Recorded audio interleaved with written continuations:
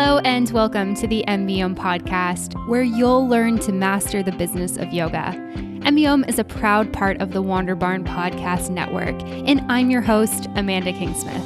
I'm a 500-hour registered yoga teacher, a yoga business coach, and a total business geek. Here at MBOM, you'll learn everything you need to know to create a sustainable yoga business by learning from myself and guests from around the world about how they built their yoga businesses, and about how you too can become a successful yoga teacher, studio owner, and much more. All right, let's dive in. Hello, everyone, and welcome back for another episode of the MBOM podcast. I'm really excited that you're joining me for today's episode of the show. This week on the podcast, I'm really excited to be rejoined by Gregory Ormson. If you have been listening to the podcast for a number of years, then you might remember Gregory back from December of 2017 when he first came on the show. Gregory is a yoga teacher, an author, and a passionate biker. His yoga writing is published in 23 national and international magazines, journals, and online sites with over 5 million dedicated readers. Some of his articles have logged nearly 400,000 views and been shared over 7,000 times.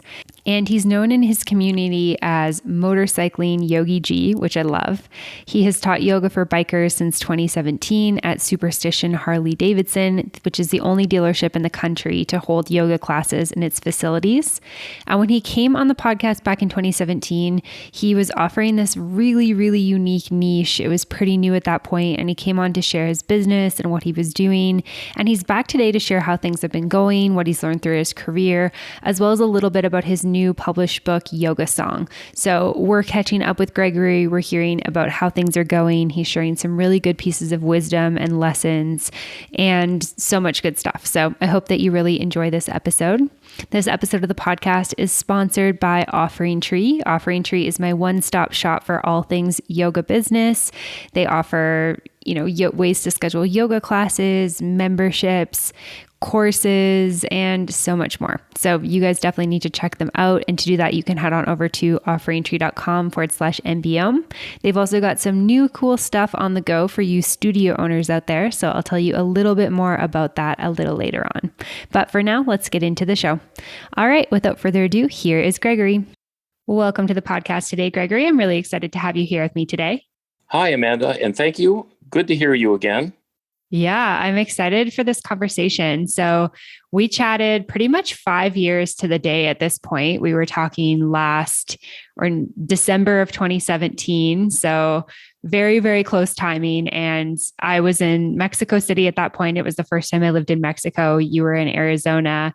And I know for both of us, so much has changed over the last 5 years. So I'm really excited to dive into that. I'm curious, are you still in Arizona, or where are you joining us from today? I'm joining you today from Arizona, Amanda, the same desk I joined you with. I think I joined with you when we chatted almost 5 years ago. In the meantime, I've been around doing some traveling and visiting many cool places and doing some yoga stuff and some music stuff. But as we talk, sitting here in Arizona, and it's a cool day today. Oh, that's probably pretty nice. I'm imagining that doesn't happen that often in Arizona, depending on where you are. It doesn't. And it's actually about 20 degrees below normal here, which is almost unbelievable. But here we are. Amazing. Well, thanks for sharing that. And I'm excited to dive in with you. So when we talked in 2017, you had really just started your signature program, Yoga and Leather. You were just starting to offer yoga for motorcycle riders and bikers, specifically out of the Harley Davidson store. So I'm curious if you can catch us up just how this has been going over the last 5 years for you. Sure. Well, we've kept it going, and we meet twice a month at the Superstition Harley Davidson, the dealership in Apache Junction, Arizona, where I teach. A variety of people come in. Some of them don't stay, but they seem to like it. They are very curious about it. On a quote unquote success metric, you would look and go, oh man, 5-6 people, it doesn't look all that great. It doesn't look like that much is happening, but there is, even if it's not visible. The word gets around. Over the last 4 years, I've published a lot, and actually the story of yoga for motorcyclists has been it was the cover story of Yoga magazine in the UK, and it's been in Om Yoga magazine of the UK. And I've had stories in American Writer magazine, which is the Big Twin magazine out of California, and a number of other periodicals, actually 23 of them, where I've written about yoga in general, but specifically, at least in parts, Amanda, referenced yoga for motorcyclists. And right there, people are interested. Now, getting the actual motorcyclists, who are not always known for being health conscious, into the yoga class, that's another story, but it's a story that's rich with a lot of metaphor and a lot of fun and a lot of curiosity. And a lot of enthusiasm, even if it's enthusiasm that's like, well, that's cool, but it's cool for other people. You know what I mean? Yeah, for sure. I mean, I think all yoga teachers kind of run up against this a little bit. It's like, oh, what do you do? I teach yoga. And it's like, oh, cool. Like yoga sounds cool. And it's like, yeah, you should come join. It's like, oh, no, it's like cool for other people, not for me, or it's for other people, not for me. And Exactly. I mean, I remember talking to you the first time and just thinking this is one of the most unique niches I've ever heard of. And still to this day, it is. And I think you've really kind of gone outside the box in terms of like, yoga is for everybody and everybody. And I'm curious, so you're doing 2 classes a week. Like, what do these classes look like? Because I remember when we were talking the last time, you were saying, people just show up as they are. Sometimes they're in their jeans, they're in their leathers. Is that still the case? What are you teaching? How has it evolved? I'd love to hear all of that. Yeah, well, thanks. That's a good memory to remember all of that. But it is, and I make it deliberate, come as you are. Sometimes they come in right off the motorcycle ride. For example, there's a large ride on every Wednesday. It's called the Hog Ride, and Hog stands for Harley Owners Group, a group of people that pay into this yearly organization, and there's a periodical that comes out, and they ride twice a week, an organization that's really worldwide. Sometimes on Wednesdays after the ride, they come in right to the class with their boots on, their jeans on, throw off the leather jackets, and away we go. It's an outdoor studio where I teach. Not really a studio, it's a huge deck, and it's called the Eagle's Nest. A beautiful perch from which we look at the Goldfield Mountains. So we're in East Phoenix, and as we stand on the deck and start to do some yoga with our breathing exercises, we look north to the Goldfield Mountains. It's a beautiful range with a lot of history and mythology about gold and the Spaniards being there and the Apache white man fights up in the mountains. I mean, it's an incredibly rich place story-wise.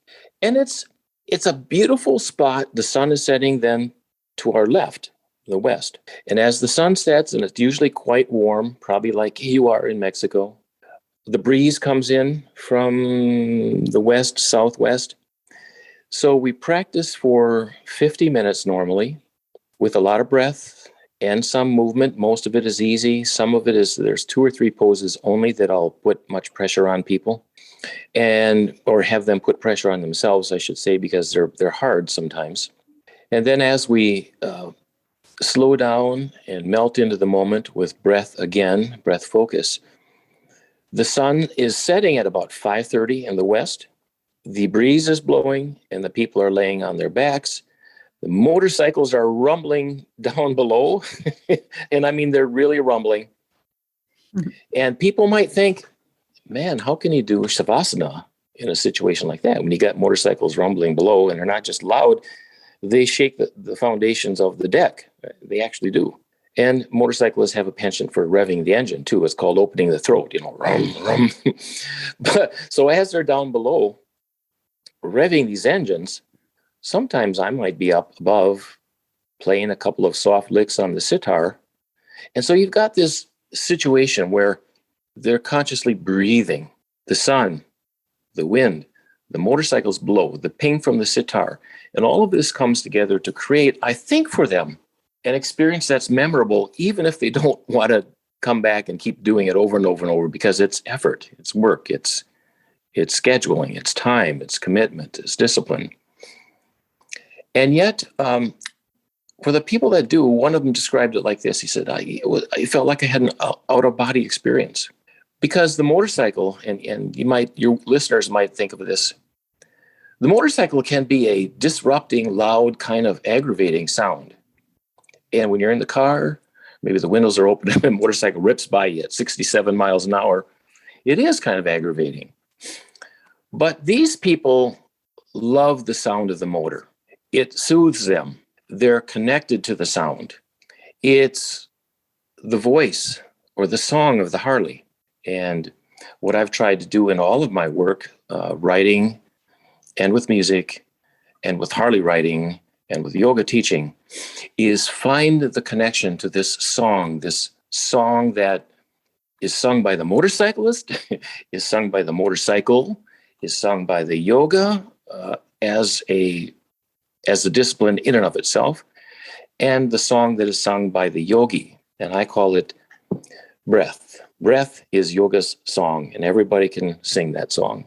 So we keep practicing, and we keep setting up these breath-centric experiences. It's what I call them. And we keep hoping for people to show up and serving. And that's really the reason for doing it, Amanda, just trying to serve. Yeah. Yeah. Amazing. You just created such like a beautiful like vision in my mind of how that's like. And it just sounds really amazing. And I love one of the things I really love about your business and about what you do is how you've really chosen to serve, an audience or a niche that you know personally. And because to me, as somebody who doesn't ride motorcycles, I'm like, well, it sounds so perfect. Like, why would we turn, the engines of the motorcycles on? Because that's kind of like disturbing the peace a little bit. But I think that if that's your thing, right? Like that's probably brings you to a place of almost feeling like you're on the bike, like you're, exploring in that way. And so I like that you're just, so in tune with this and can create these experiences for people. And one of the things that I wanted to talk about today was just, talking about what you've been able to do over the last couple of years in terms of getting people into classes. And I know you said, maybe they're still smaller, but at the same time, you're doing 2 classes a week and you've been doing it for the last 5 years. So I think you're definitely making waves, even if it's a little wave. And I'd love to hear, what those conversations look like when you're inviting somebody to a class or you're kind of quote unquote marketing your classes. What do those look like? What are people kind of saying? All that type of stuff. Sure. One of the things I've done is talk to groups, the hog groups and others, where I simply tell them what it is and have them stand up in the chairs and actually do some breathing exercises right there. It's something that's very accessible to anyone. And I talk about the sound of yoga and the sound of the Harley. The sound is a vibration. It's a wave. Well, the motorcycle has a heck of a wave too, and so does yoga, the wave of the breath. And so I try to tell them that they don't have to dress specifically. They don't have to have any kind of equipment. They don't have to be flexible. And I make it a point to say this is not the yoga you see on Instagram where people are bent in pretty impressive shapes. This is just breathing, being present, being intentional, and gathering skills so that you can be safer on the bike. And here's how I explain it to them, Amanda. And it's really probably the prime motivational tenet I use at almost every place. When I taught motorcycle riding in the state of Hawaii as a Motorcycle Safety Foundation rider coach, people were doing great on the motorcycles until they were being tested on like a figure 8 course. And a figure 8 is a small box in which riders enter on the top, let's say the top left side of the box. They go across, traverse across the box, come back to the other side, create a figure 8 or a circle on the bottom of the box, and then come back up and create a circle on the top part of the box, come back down and exit. It's a very difficult maneuver. And what I noticed is that people held their breath and they tightened up when doing this maneuver. And it dawned on me, hey, I'm teaching motorcycle riding. I'm training to be a yoga instructor. And it's all about being at ease in the midst of stress. This is the point I try to bring home. that when we breathe and learn to be at ease in the midst of stress, you can bike longer, you can be more secure, you can concentrate better, you can have better balance. This is all important for not just a life skill, but for a life-saving skill when you're on a motorcycle. And the therapeutic I see in yoga follows this trajectory very well and ties into what I try to teach. That is, in yoga asana, and I think that's what most of us talk about in the West when we speak of yoga, we speak of the moves, the asanas. In yoga asana, we put ourselves deliberately into positions of stress. At that very moment, the primary teaching says, be at ease. That's quite profound when you think about it. Being at ease in the midst of stress is the therapeutic to health and wellness and awareness and consciousness and intentionality and everything else that we can think of. This is a lesson I try to teach them. And I say, hey, man, if you want to bike when you're in your 80s, that is motorcycle, a high risk thing, something that's stressful at times, very stressful at times, you need to know how to relax in the midst of stress. And this is what yoga teaches. This is what I teach to the bikers.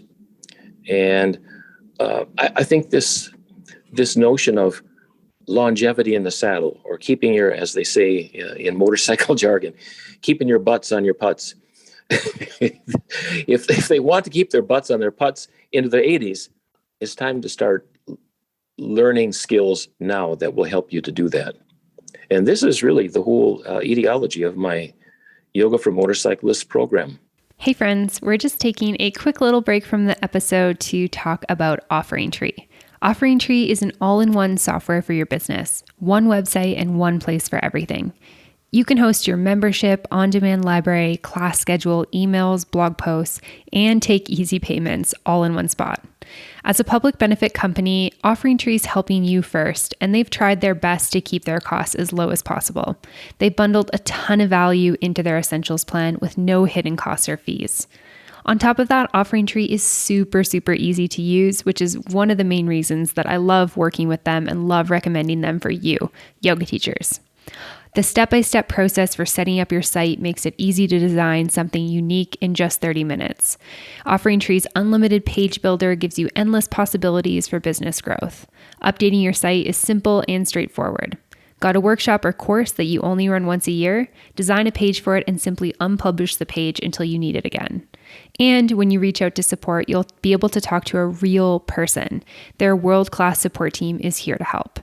And on top of that, they're offering you a discount for listening to MBM. So if you are interested in checking out Offering Tree, doing a free trial, or learning more, head on over to offeringtree.com/MBM.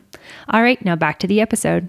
Yeah, thanks for sharing that. That's really amazing. And I love that you're just, speaking people's language, talking to people in a way that's going to get them feeling motivated, like the idea of, hey, you can do this thing that you love long-term if you take care of yourself now. And then also just introducing yoga in a way that is accessible. And I think that this has been such a big conversation over the last couple of years in the yoga industry is like, so much of what we see in the media, in magazines, on Instagram is people, folded in half or, standing on their heads or their hands. And for so many of us, it just feels like, I sit at a desk all day and I have back pain and there is no way that I'm going to get, my body into this position. And yet, sure, that is one part of yoga that can be your yoga practice, but I don't think that that's the whole of yoga. And I love what you're talking about with being able to bring in some of the yoga asana, but then to also bring in the other limbs of yoga, like, the breath and, other aspects where people can just start to focus their mind, tune into their breath, start to just relax, feel good in their body, feel good in their mind, feel good spiritually. And I think that that's really what we need more of in the world is, people tuning into like the areas in their life where, they are most present with those people and looking like, could these people be breathing better? Could these people be breathing more? Could these people be moving their body in some way that would help them, continue doing what they're doing? So I just love everything about this and just really appreciate you sharing all of that. Oh yeah. Thanks, Amanda. Yeah. the substance of yoga, the substance of its therapeutic is really in learning to control, to manage the friction in our lives. And there is friction and stress everywhere. So how do we manage that? That becomes then a life-saving skill beyond a health skill. Mm-hmm. Mm-hmm. Yeah, I completely agree with that. I think that that's something that, for me has really, I guess, evolved in terms of my own practice and my own exercise over the last couple of years. And I know now for me, I really just think about longevity in terms of, the things that I'm doing in terms of movement and yoga are not about taking a photo in a certain pose. They're about, how can I make my life longer? How can I feel good in my body so I can do things like run and play with my daughter as she grows up and, hopefully with her kids if she decides to have them down the road and, that type of thing, being able to do the activities we love, like motorcycle riding, hiking, biking, whatever it is. And I think that that's something we really need to consider when it comes to like our sales or our marketing. And I don't even know if you consider what you're doing sales and marketing. I think it is in business jargon, but it seems like it comes a little bit more naturally in terms of the conversations you're having. Do you feel that way, or how is that from your perspective?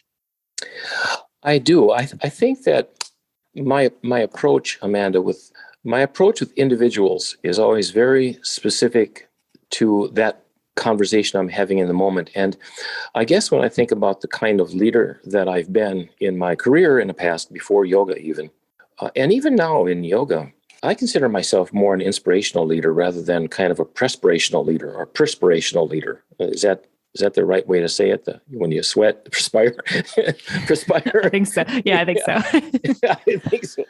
I'm not sure, but I mean, there are perspiration, however you say that word, leaders everywhere, coaches and people that put you through the hoops. And I like that for myself, but that's not the kind of leader I do. I mean, I do hot yoga myself for my own discipline and for my own physicality. It's just what I like. I don't recommend it for everybody else, but I could not teach that way, or would not want to teach that way or be that way, which is, kind of high energy and a little more demanding maybe, and even commanding. I think commanding is important, but it's important for us to command our own body and not let somebody else command us. But my leadership is inspirational. I try to, in these conversations with people, connect to them in any way that I can find. And you know what? I find it immediately, whether it's the hip or the back or talking about friction in life. And then you can suddenly just quickly go to motorcycling. Oh, your back is hurt. Well, I bet that makes it tough to check the blind side, doesn't it? Or stress in your life. Oh yeah, you know how to handle stress. We do it with a friction zone all the time on the clutch. You let it out slowly. You don't handle friction stress by slam bam and try to fix it immediately. You handle stress and friction with a careful touch on the clutch, right? A careful touch on the clutch. And that's how I approach yoga. A careful bend into that warrior pose. Just take it easy, man. You're not here to impress anyone, and you're certainly not here to get hurt. So breathe and move slowly. That's what I really try to say. And then translate these lessons to your motorcycle, where you're going to see some stress and you're going to feel some stress and someone's going to cut you off, and you might have to make an emergency maneuver. But if you hold your breath and tighten up, it'll be harder. So I guess it's really bodily learning, putting people in the situation of stress, and then really, really, really emphasizing, be at ease now with your breath as much as you can possibly be at ease. Be at ease.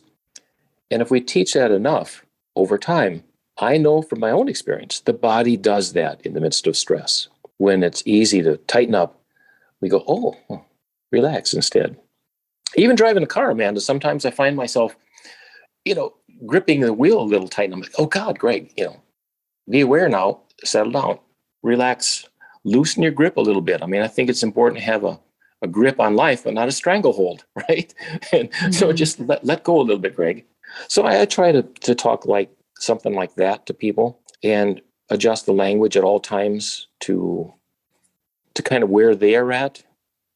I mean, I have 3 graduate degrees, so I've got a lot of language I can use. And probably my problem most of the time is uh, too much language that's not common in dialogue. So I really work at trying to bring it to a level where the words connect to people instead of create a barrier. Because it's easy for me to do that in using language. that's a growing edge that I've learned, for a lot of years now, worked on for a lot of years.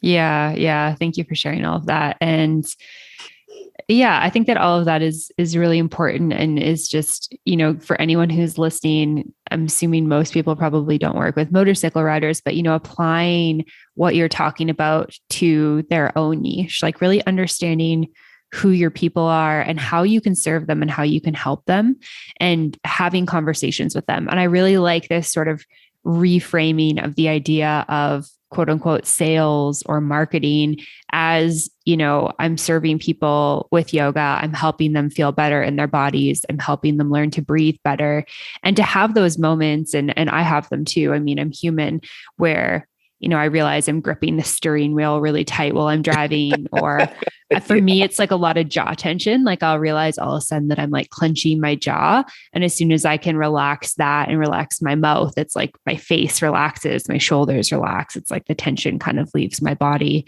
But the first step is awareness, right? And I think that the awareness comes from our yoga practice and coming from bringing that through and being present with it more and more. So I think that that's really great stuff. And Greg, I know one of the questions I asked you last time we were on the podcast was about business lessons you learned. And I remember I didn't re-listen to the episode, so I don't remember exactly what you said, but it was something around the lines of, I just really started this and I feel like I'm still very in the learning process, but I'm curious if you can share with us, it's been 5 years, like what you've learned over the last few years, doing the work that you've been doing. Yeah, it's really, I guess, a reiteration of what I thought of before growing up, kind of philosophically. And that is, the language here will be a little strange to some people maybe, but I call it the incarnational principle. And that means going to where they are. I always thought about, in my previous career, when I went to visit people as a clergy in a Lutheran church, it was really important for the people I visited when I went to their work, to their jobs. That's where they felt affirmed and felt that I, as a person of some status in their eyes, who knows why, but what I affirmed them by observing them in their environment, working, or in the hospital, or in a home for the homebound, giving communion, or something like that. The principle, Amanda, that probably the business principle is then what I would probably reclassify, not as the incarnational principle, which works in the field of, a ministry, but a presence principle, or what I call the presence paradigm. The more present we are in the physical body, both with ourselves and with others, the better connection we can have. And then this opens up everything for a relationship. It's as simple as that. I can talk forever, but when I'm with groups of people, and I'm very deliberate about this, if I'm not the leader in the group, I'm not talking much. I'm just being with them and I'm listening and I'm accompanying the group no matter where they're going. That goes for motorcycle riding or for friendship groups or for a group of people when we go to a music concert or what have you. I just want to be there and accompany them. And it comes from my understanding of this incarnational principle. People felt affirmed when I was with them as somebody with some status. But I believe that it applies even if we have no quote unquote professional status. And right now I don't. I'm retired, so I have no status. But I have a body, I have a mind, I have a presence, I have a desire to serve, to be there, to see you, to witness you, and to be witnessed by you as well. I put that on the back burner more or less, but I've written about that too when I go to yoga classes, that I get the names of people and I remember them, not because I want to contact them or anything like that. And, I've written down the names over the years. I have a big list of people that I've seen in yoga classes because I want to affirm in my own way that I've witnessed them and that I've seen them. Not witnessing in any kind of religious way, but just, I see you, I witness you, I affirm you, I'm present with you. And that right now is the business principle that I work with. It's all I have. Hi, friends. We are taking a break from the podcast so I can tell you about a software that I have recently discovered that I am super stoked about. It is called Coach Pals. Coach Pals is a wellness professional network. Their advanced search engine allows you not only to find, connect, and collaborate with like-minded individuals, but will also match your professional identity to the needs of hundreds of users around the world who are looking for your services or products. Coach Pal's profiles are exclusively designed for wellness professionals. Users will automatically be able to access all the important data to set their confidence. From your biography, skills, experiences, and certifications to your website, social media, podcast, contacts in your network, testimonials, skills, endorsements, and so much more. So how does it work? You sign up for an account, you create a profile. On mine, you can see things like my yoga teacher trainings, my business degree, my podcast, and then I can tell you a little bit about what I offer. If you're interested in that, you can click on the links or you can connect with me and we can become a part of each other's networks. It's pretty cool, and I think it's a really awesome opportunity for us wellness professionals to get to know each other in an environment that is not social media where we have so many inputs and so many distractions. So if you're interested in checking this out, head on over to coachpals.com. You can create a profile for free. You can get a feel for their platform. And if you like it, use MBOM Pals to get 3 months off completely free for the professional membership. Once again, that's coachpals.com and use the code MBOM Pals to get 3 months off the professional membership. I would love to see you there. All right, back to the episode. Just like this genuine desire to get to know people and understand them and serve them. Yes. Yeah. Better said than I could and much shorter. Yes. I mean, it's incredible. It's incredible that you've, created this business for yourself and that you're, having people show up a couple times a week and participate in what you're doing and you're really helping them. And I feel like, you're doing it in this way that's super authentic and not super salesy and not super pushy, but just in a way that to me sounds very authentic and caring. And I think that this is maybe one of the keys to success that we're not talking about enough. It's like, there's so many tools that you can have in your toolbox for business. And yet, you're telling me like, hey, the thing that's helped me the most to be successful over the last 5 years has been to just be genuine and show up for people and not have any, I guess, like ulterior motive to my conversations with them other than just genuinely getting to know people. And if I can serve them, then I'll let them know how I can serve them. And if not, then, I'm still going to remember their name and, say hello to them and that type of thing. And I just think that this is amazing and whatnot. So thank you for sharing that. You're welcome, Amanda. And the other thing is that, and it's not at all to throw water on people that have to have a business model to keep their the studio afloat. I don't mean that at all. In fact, the other side of it is that I'm lucky that I'm in a position I don't have to worry about the bills. I mean, I use somebody else's space. I don't have to worry about getting paid if I'm not. I don't have to worry about some of these things that probably most other people in business really do have to concern themselves with. So I am lucky, and I'm not trying to throw water on anybody else's style. Because a business is a business and it's hard. I'm lucky I've never had to do that. And so probably, Amanda, maybe for a model for somebody in a position like me, mine works. But for somebody in a business, man, I wouldn't recommend my model. But okay, let's talk about that a little bit though, because I hear what you're saying in terms of like, hey, I'm retired, I'm not needing to like live off this income, and I can create something a little bit more relaxed. And I think I do understand that there's a tension that happens when it's like, hey, I got to eat, I got to pay my bills. And what I'm doing right now is teaching yoga. So there's a little more pressure on it, which I think can have a different energy and have us show up in a different way.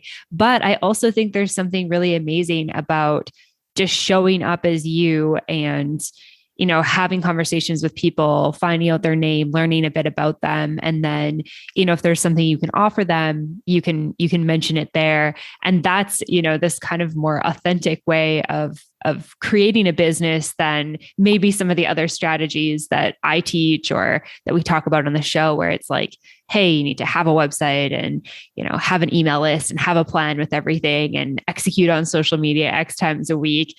That can feel so like rigid and sometimes pushy. And I think that there's sometimes a tension for yoga teachers with that because they want to show up in the way you're showing up. But I'm also hearing you say like, hey, I'm doing this and it's kind of working, like you've been doing it for 5 years. You have people coming to classes and you have people coming to classes who, like, if you ask them on the street, they'd be like, I am not a yogi. You know what I mean? Right. They would not, but they love it. Anyways, all that to say, I think you're doing some cool stuff. So I think you should give yourself credit for that. Okay. Thank you. Yeah. The incarnational principle tends to go deep, but not very wide, because the incarnational principle, where that is one by one, you can only do one person at a time with that style. And that takes a lot of time, therefore, and it probably does not translate into our today's rather fast-paced world. Mm-hmm. Yeah. I mean, I think we live in this world where it's like, if our internet browser doesn't load in a couple seconds, we're like, freaking out and stuff like that. And yeah, we're living in this world where, we're upset if we don't get, a certain amount of likes or comments on social media posts. And I think that we're really due for kind of a reframe with this in terms of maybe slowing down a little bit and coming back to this idea of like what we do with yoga is building community and building personal relationships. And I think that's really what people are seeking, especially like after 2 years of pandemic life, where we've been doing everything online, we've been disconnected from like-minded people, et cetera, et cetera. So I think there's a lot to kind of, take with what you're talking about in terms of how others could apply this to their own niche and their own business. Well, thanks, Amanda. That's very kind of you. By the way, I don't know what kind of time we have, but eventually, if it's possible, I would like to read a few paragraphs from my book too, if we can do that. Yeah. I have to wrap up in the next couple of minutes, but let's jump into, tell me a little bit about your book, and if you'd like to share some with the audience, that would be great. Okay, sure. Yeah, I wrote this book, Yoga Song. It's been a process over the last 10 years. Many of them are articles that have been published in some other place, but I formed this idea of Yoga Song as the song of yoga is the breath. And each person in their breath sings their own yoga song. And as a musician, I try to tie together all these different experiences and brief articles into the notion of melody, motion, breath, and a song. And this is all what, to me, comes out of the inner sanctum of yoga, so to speak. And I have a little section on the breath-centric community. It's called Yoga, a Breath-Centric Community, in chapter 14. I can read just a few paragraphs if you'd like for the audience. Yeah, for sure. Okay, it was published in June on International Yoga Day by Rochak Publishing of India. Yoga, a Breath-Centric Community. A few brief paragraphs. I glance around the deck and see the outline of my community. They are becoming new on a daily basis as they take up yoga. They act on faith to get here, so I act on faith to teach. As the practice of yoga meets them with its global and spiritual energy, it takes courage to move beyond cultural stereotypes and do yoga. As a teacher, I set the route. When ready, they follow, and the road comes home to themselves, breath by breath, where a universal yoga pilgrimage presses them to question their motives and boldly ask, why am I here? When the question arises, yoga song takes over, and the yogis remember their courage. They stretch into their containers of reform and travel back to the beginning once again. My breathing congregation, burdened with weight of their years and stories, is made of ordinary people doing the extraordinary. Their bodies hold sacred songs and mysteries. They are royal dancers, humble warriors, cobras, camels, lions, and stony worn sphinxes. Stretching into the extraordinary, they become part of the mystery. Within each pose, they make a beautiful story of reaching and lifting, falling and preserving. Their motor is the rise and fall of diaphragm and full breath, and their motion is the story of life's ebb and flow. These biker yogis are my congregation. I call them a breath-centric community, and I deeply affirm their right to ask for fuller breath, richer movements, and wider reaches of spirit. Yoga song is like music. It takes form through practice and consistency, and it's the same with my community. Practice with individual integrity, they gradually turn from being a group of people into a breath-centric community, singing yoga's song of renewal. Maybe you are like me, often a doubting and thirsting man. Your days have registered on your body.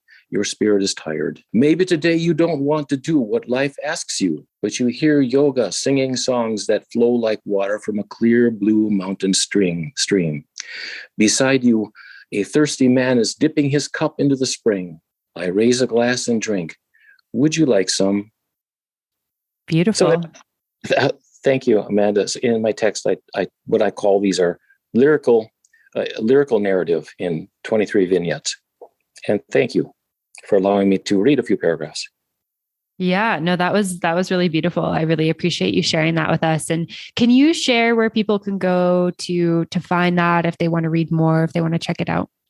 Yeah, absolutely. The title of the book is Yoga Song, and it's online with both Amazon and Barnes & Noble. And I also have some copies that, in case anyone is really interested in hearing from me personally, I could send to them directly. And you could find those and my contact information on my website, which is at gregoryormson.com. Gregory Ormson, ORMSON.com. Amazing. Thank you so much for sharing that. And I just really appreciate this conversation, you taking time to chat with me again today and share what you've been up to. So thank you so much for your time and for just all the work that you're doing in this space and in this industry and for sharing with us today. Well, you're welcome, Amanda. And same to you. Same to you, all of that, right back to you. And thank you very much. I appreciate the chance to talk to you. It's a pleasure. All right, friends, I hope that you enjoyed that episode of the podcast with Gregory Ormson. As always, it was a real pleasure catching up with him. It's been, 5 years since we've talked. We've just been kind of following each other's journey. So it was really nice to catch up with him and hear what he's been doing. And one thing that I just really love about him is how he has these little golden nuggets and pieces of wisdom that he shares in such a simple and authentic way. So I hope that you've learned a little bit from his journey and his business that you can apply to your own. Of course, a big thank you to Offering Tree for sponsoring this episode. Make sure you go check them out, offeringtree.com/MBOM. Let me know if you have any questions. And as always, thanks so much for listening to the show. All right, that's all from me. I'll see you next week. Bye for now. Thank you so much for tuning in for this episode of the podcast. To find links, notes, resources, and everything mentioned in today and all episodes of the show, you can head on over to mbomyoga.com. You can find the podcast and myself on Facebook and social media at Mastering the Business of Yoga. And I would love for you to join the private Facebook community, Yoga Business Badasses. If you have any questions, comments, or feedback, please make sure you reach out to me at info@mbomyoga.com. And last of all, if you enjoyed this episode of the show, please make sure you hit subscribe and leave a review for the podcast. It would mean the world. Thanks so much for listening, and I'll see you next week. Namaste.